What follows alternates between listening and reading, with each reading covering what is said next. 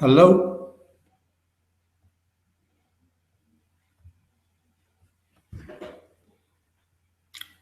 Fraser? Yeah, Can you hear me?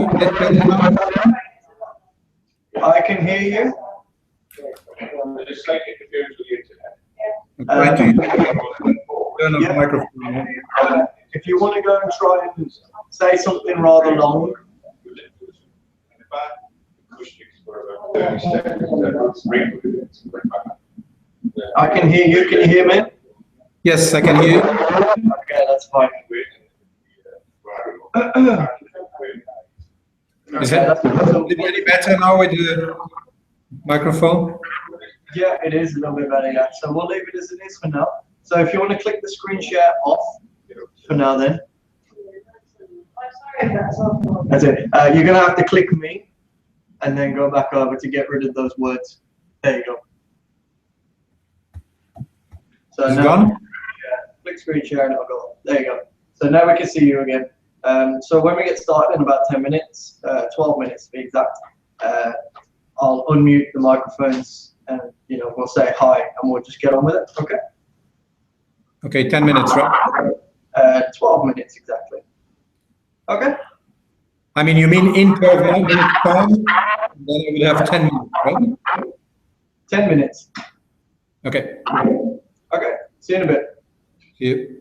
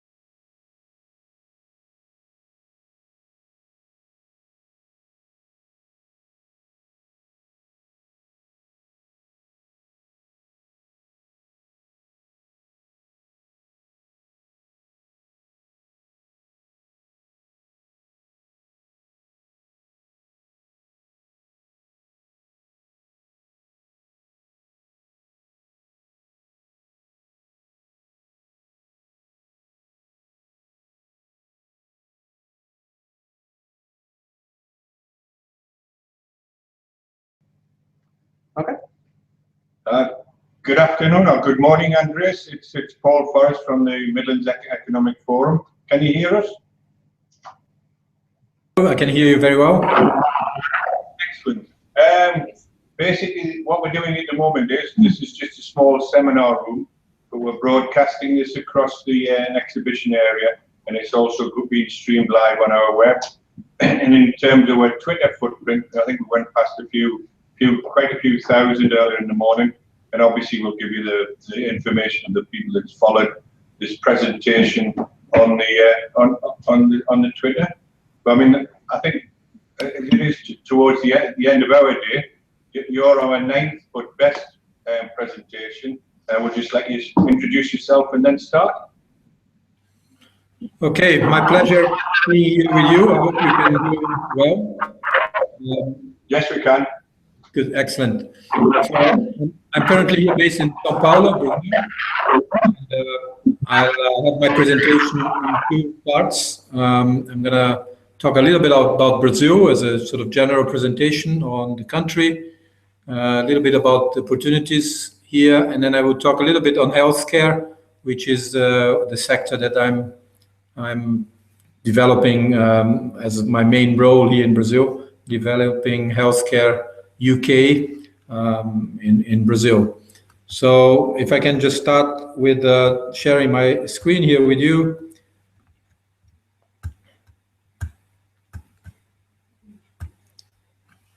Can you see the view? Hello? Not yet. Can you see the slides now? No, not yet, Andreas. If you want to click the screen share again, and remember, it's the first option that comes up in entire screen. It's called.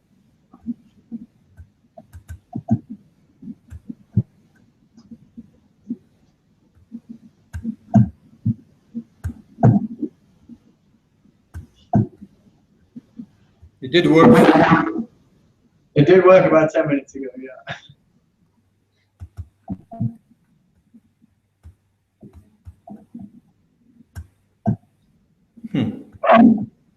Okay, so remember, just hover over me and the toolbar will come up on the left side. It's the second icon down.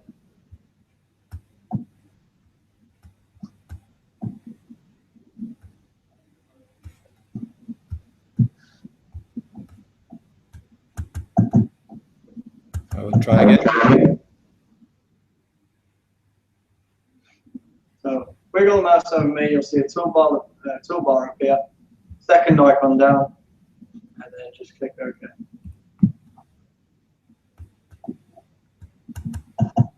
Here we go.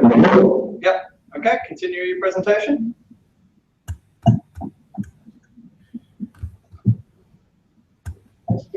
Okay, ready to start. First of all, my name is Andreas Gaiafas. You see my name there. I'm a business specialist working for Healthcare UK here in Brazil. I'm currently based in Sao Paulo and Belo Horizonte. Belo Horizonte is the 3rd city of Brazil. You're probably more familiar with Rio de Janeiro, which is the 2nd. We have a consulate in Rio where Matt Woods sits. I'm currently sort of talking on behalf of Lauren Frater, who is here based in Sao Paulo, and Matt Woods, who is based in Rio. They are UKTI regional directors. So you see a little bit of Brazil here on the map. Largest country in Latin America, 5th largest country in the world, 7th largest world economy. Our GDP in 2014 was about $2 trillion. Last year, our growth was not that great. Unfortunately, we had 3 to 5% growth for a good portion of 10 years. Now it's reduced. This year, possibly 1%. Our population just over 200 million. An important factor is that in the last social government, we had a large increase in our middle class. About 40 million people joined what we call the middle class in these last years. And you see on the map where São Paulo is. It's the main city in Brazil. It's not the capital. Capital is Brasilia, quite in the center of the country. You see El Salvador, another big city, Rio and Belo Horizonte. There's some numbers here in terms of the infrastructure of this country. We're talking 70 airports to 75 million people traveling. We have around 50 ports, largest rail network in Latin America, most of it built by the British in the 19th century. Third largest road network. Railways have not developed much in the last, I would say, almost 100 years. We're still using the old tracks built by the British, and therefore the road network is obviously very important in all the logistics. Natural resources, everybody knows about our great agricultural vocation. 22% of world fresh water.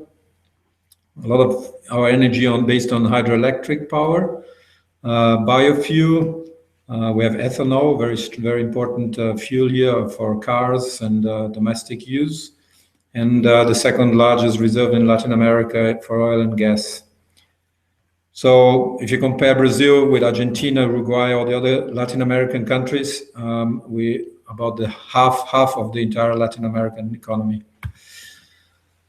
What's happening now in Brazil? We're going through a quite important crisis, economic and political crisis. The start of this was kind of last year with a big corruption scandal with the oil company Petrobras, which led to a big recession, Petrobras being a very important investor in oil and gas.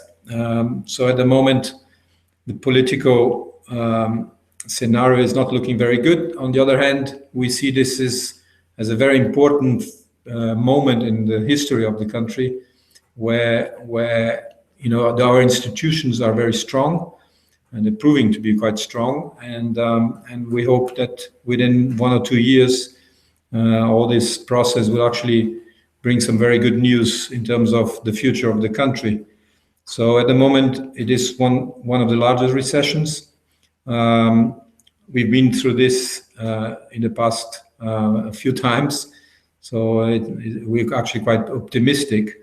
And obviously, there are some bad news in terms of Standard & Poor's downgrading Brazil, for instance.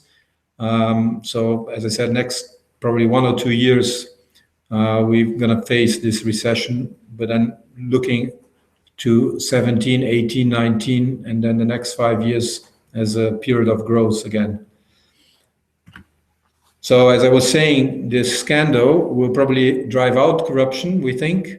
We believe that therefore we are opening to greater foreign involvement, which is all very good news. And the British government is very strong in the relationships with the new governments here in Brazil.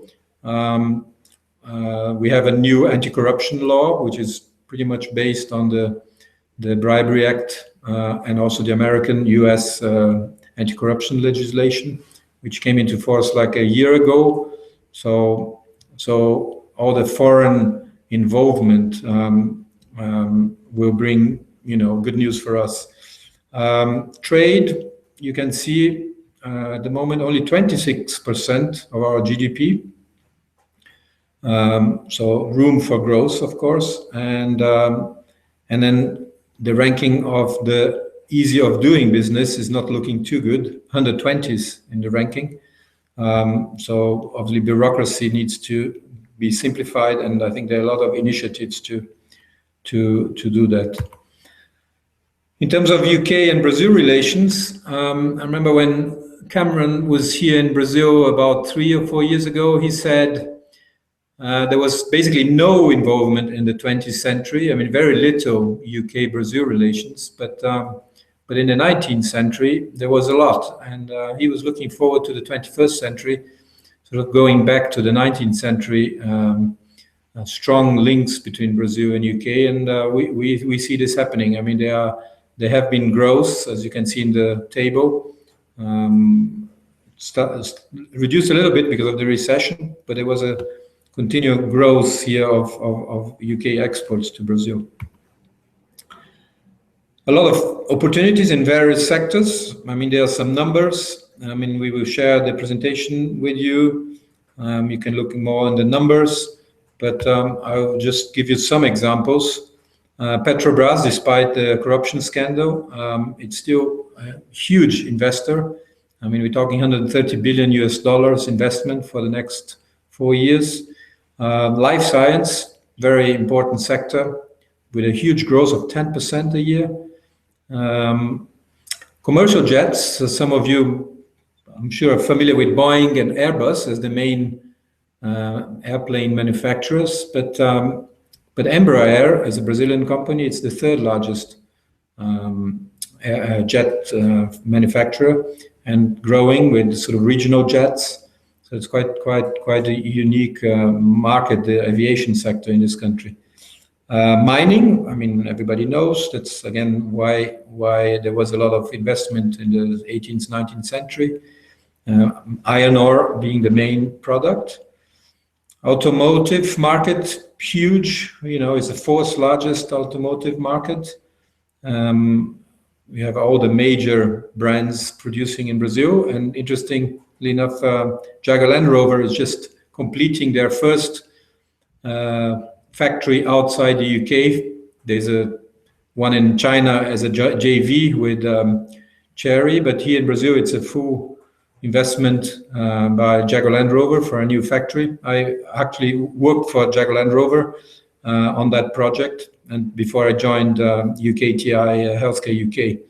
So now in the next couple of weeks, actually, the first cars will be tested. So it's a very interesting investment. Also, Rolls-Royce invested recently with new factories in Brazil. A lot of investment in infrastructure. We're looking at 2014-18, a lot of new concessions, road concession, airports, PPPs, etc.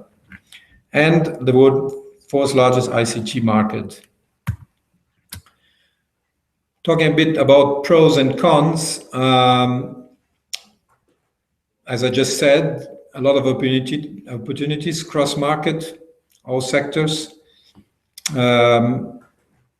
The new regulations are bringing foreign initiatives. Obviously, UK's positive reputation of ethics and modern business. It's sought after now. We believe that now it's a time, because it is recession, to understand and get to know the market, to be then getting results over the next period of growth. In terms of the not so good news, it's obviously not an easy market. It's quite a diverse market, and it is very westernized, so to speak. It's not easier perhaps to do business in Brazil than it is in China, India. However, it is a Latin country. It was quite a closed economy. It opened in the last 10 years, maybe. So it's not an easy market. You need to understand the market to be able to succeed here. The infrastructure, huge investment expected in the next years, because we really need to upgrade our roads. We need to build new airports. So that there's a challenge there. The tax system is quite complex. We don't have a VAT system, which we have in other Latin American countries. So we have a number of taxes.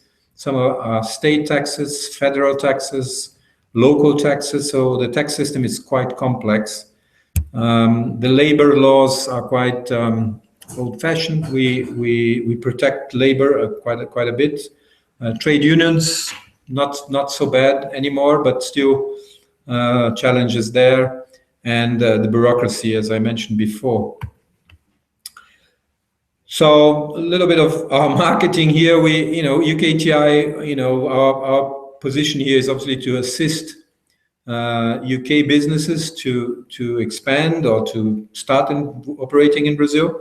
We're about 60 members in various cities. The main consulate in São Paulo, where I am right now, Rio, Recife, Porto Alegre, Belo Horizonte, and Brasilia is where the embassy is, of course. And we have a network of honorary consuls in another 6 cities. So we can help you identifying opportunities. We do this through like webinars like this one and meetings, events. We organize trade missions in Brazil, also inward and outward missions. We bring UK companies to Brazil, and we also take a lot of Brazilian companies to the UK for events. We're very keen to develop relationships between UK companies and Brazilian potential partners. So through our network, we can find local distributors, local partners, etc. In general, our role is to support you to doing business in Brazil. There are some contacts that I mentioned: Lauren in São Paulo and Matt here Matt in Rio. So please reach out to us, and we're happy to advise you further on Brazil. So I will finish with this first presentation, general on Brazil, and we'll move to the healthcare presentation, and then I'm happy to answer any questions.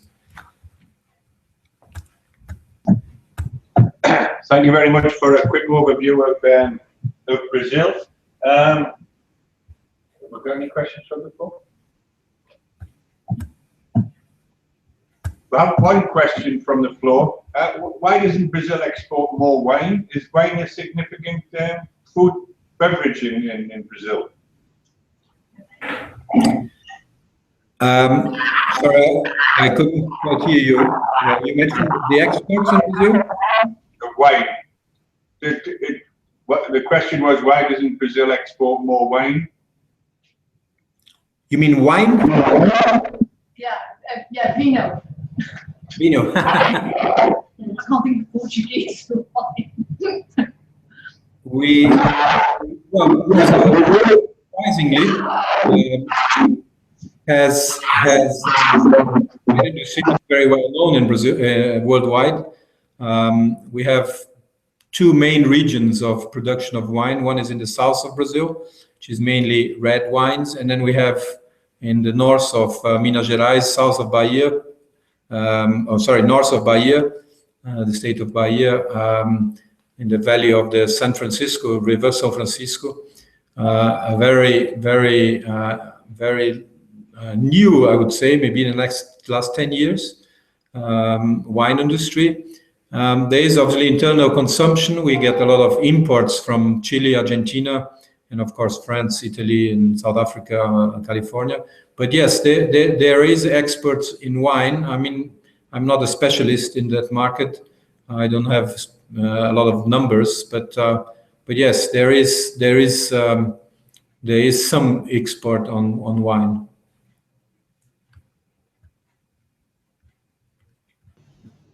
Well, another question.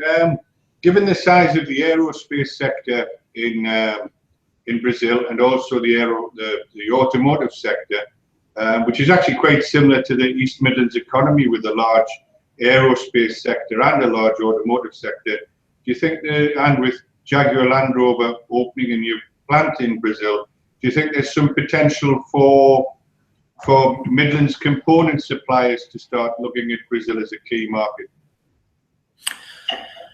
Well, that's as opposed to the wine industry, which I honestly don't. I'm not an expert. I work a lot with the automotive industry. I developed other projects in Brazil for Renault, Volkswagen, and BMW, and I spent some time with Jaguar and managing this new factory here in Brazil. Yes, I'm absolutely sure that the arrival of Jaguar Land Rover to Brazil opens a lot of opportunities for the supply chain, not just Jaguar Land Rover supply chain, but suppliers currently in the Midlands coming perhaps to serve Jaguar Land Rover will open their market to all the other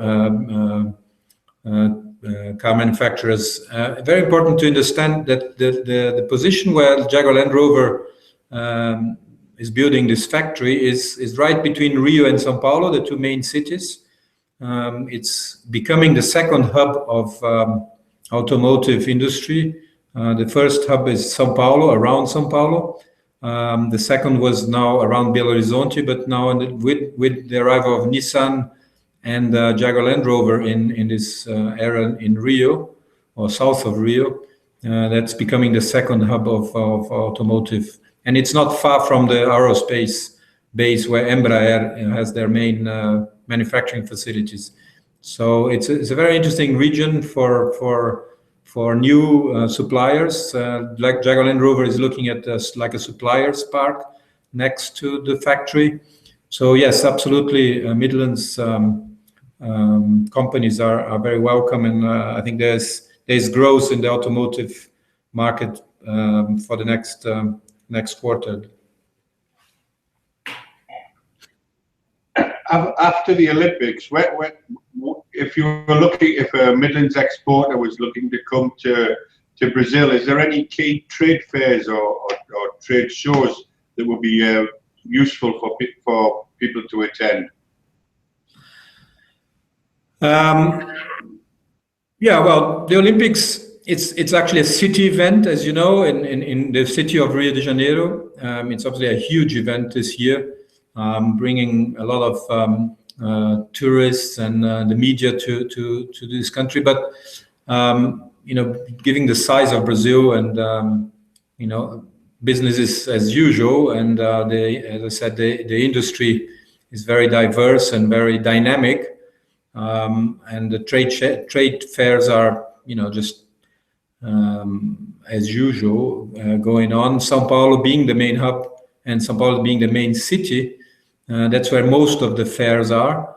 We have a major automotive fair in São Paulo in October.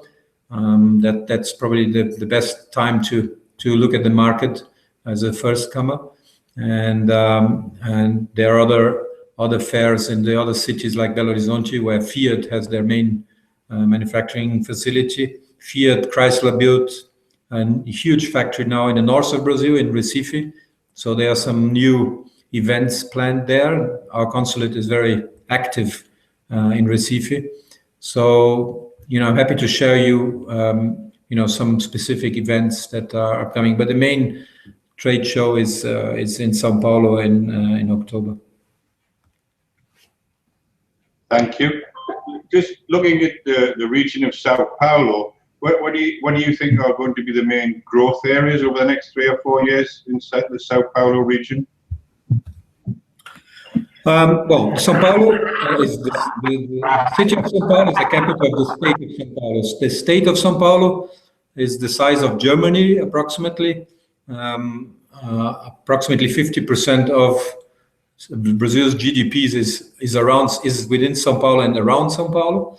Around the city, the metropolitan area of São Paulo, there is always development there, but there is an interior of São Paulo also quite expanding. That where, for instance, Mercedes-Benz, Hyundai, and Toyota have built factories. Actually, Mercedes-Benz is under construction right now.